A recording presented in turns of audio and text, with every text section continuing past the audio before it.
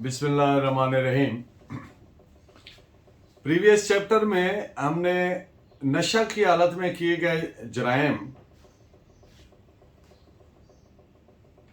अगर एक शख्स नशा की हालत में है, सेक्शन 85 की बात कर रहा हूं, और वो कोई ऐसा फेल का इर्तिकाब करता है जो अदरवाइज जुर्म बनता है, लेकिन अगर वो नशे की हालत में है तो वो जुर्म नहीं बनेगा, बशर्ते के वो नशा उसके इल्म या उसकी मर्जी के बगैर उसे दिया गया हो। आज हम डिस्कस करेंगे सेक्शन 86। एक शख्स जो नशे की हालत में है, उसमें ऐसे किसी एक्ट का, ऑफेंस का इर्तिकाब करना जिसके लिए एक मखसूस इंटेंशन या नॉलेज डेवलप करना जरूरी होता है। यानी देखने वाली बात यह है कि जो सेक्शन 86 के पैरामीटर्स में है कि क्या वो इस तरह की इंटेंशन डेवलप कर पाता है इस कैफियत में, या इस तरह का नॉलेज रख सकता है इस कैफियत में। तो before dilating upon our subject, I read out the language of section 86 PPC. In cases where an act done is not an offense unless done with a particular knowledge or intention, a person who does the act in a state of intoxication shall be liable to be dealt with as if he had the same knowledge as he would have had if he had not been intoxicated, unless the thing which intoxicated him was administered to him without his knowledge or intention. Without his knowledge or against his will, यानी उसकी मर्जी के खिलाफ हो या उसके इल्म में ही ना हो कि उसको नशावर चीज दे दी गई हुई है। तो ऐसे केसेस में जिनमें इर्तिकाबे फेल जुर्म नहीं है जब तक कि मखसूस नॉलेज या नियत, इंटेंशन ना डेवलप हो जाए, एक शख्स जो एक्ट करता है नशे की हालत में, उसे इस तरह से ही डील किया जाएगा जैसे उसका नॉलेज ऐसे ही है जैसा कि उसका होता, यानी जैसे कि उसका नॉलेज होता अगर नशा ना किया होता, उस तरह का, बशर्ते के वो चीज जिससे नशा हुआ है वो उसकी मर्जी या नॉलेज के बगैर उसको दी गई हो। सेक्शन 86 इस तरह के केसेस को डील करती है जिनमें नशे की वजह से कोई शख्स इनकैपेबल टू अंडरस्टैंड हो जाता है, यानी वो अपने फेल के नतीजा को समझने के काबिल ही नहीं रहता, या ये समझने के कि जो वो कर रहा है वो सही है या गलत है, या गैर कानूनी है या गैर अखलाकी है। तो ऐसे केसेस में वो शख्स क्रिमिनल लायबिलिटी यानी मुजरिमाना जिम्मेदारी के लायबल नहीं हो सकता, के लिए जिम्मेदार नहीं ठहराया जा सकता, बशर्ते है कि नशा उसने अपनी मर्जी से ना किया। सेक्शन 86 दरअसल सेक्शन 85 की एक्सेप्शन है, और अगर आप दोनों को मिलाकर पढ़ें तो एक चीज वाज़ेह तौर पर नजर आती है कि सेक्शन 86 को एक्सेप्शन के तौर पर अनेक्ट किया गया 85 की। 85 तमाम तरह के ऑफेंसेस को कवर करती है,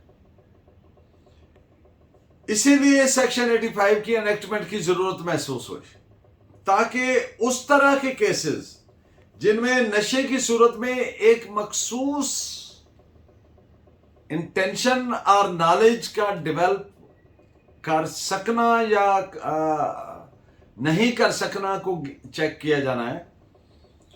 और आप जानते हैं कि ये दोनों चीजें इर्तिकाबे जुर्म के लिए जरूरी होती है, यानी किसी फेल को जुर्म में कन्वर्ट करने के लिए इंटेंशन जरूरी होती है। नशे वाले शख्स की इस तरह सेक्शन 86 को इस इवेंचुअलिटी को मीट विद करने के लिए बतौर करोलरी, बतौर एक्सेप्शन टू सेक्शन 85 अनेक्ट किया गया।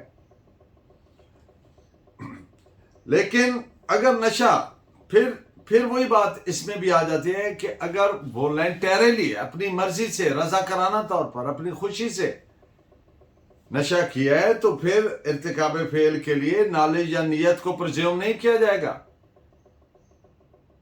फिर वो इमैटीरियल हो जाती है।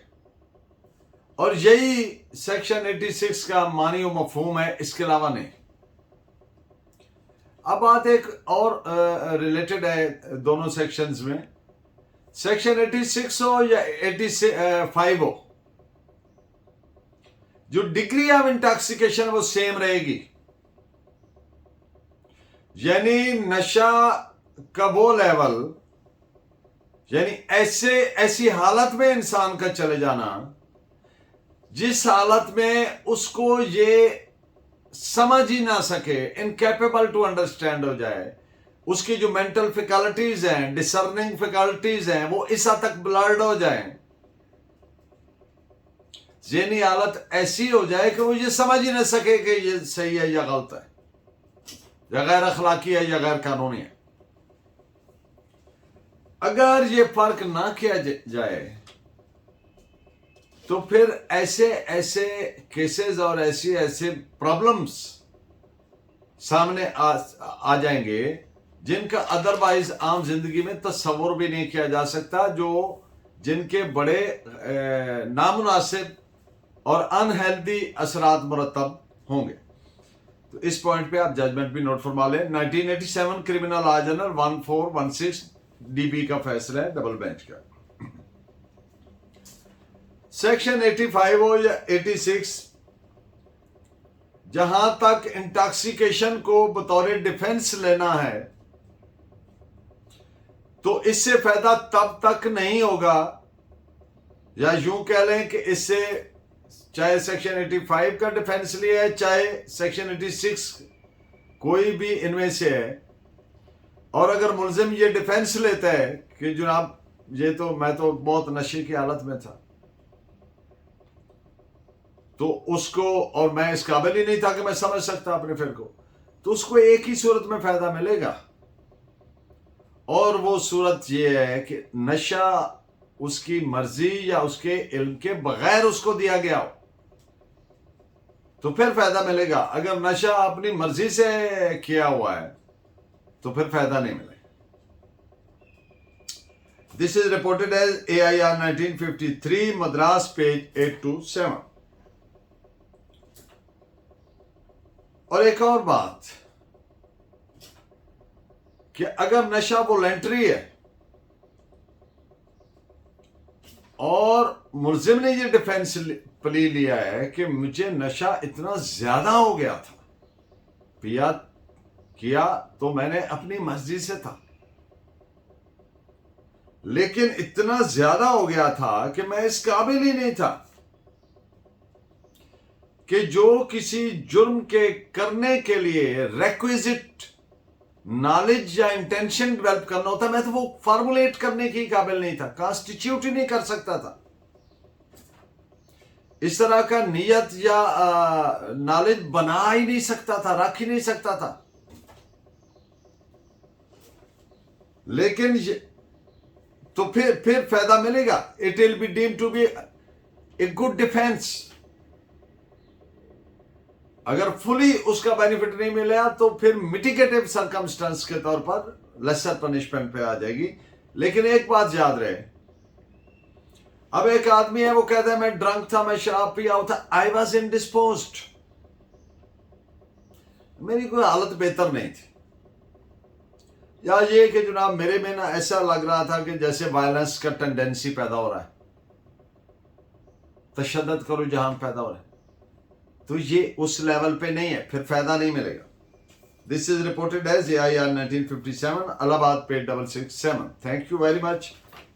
प्लीज कीप वाचिंग एंड अगर आपको लगे कि कोई बात आपके के लिए बेहतर हो रही है तो इसको सब्सक्राइब करें, मेरी हौसला अफजाई करें। अल्लाह ने के बाद।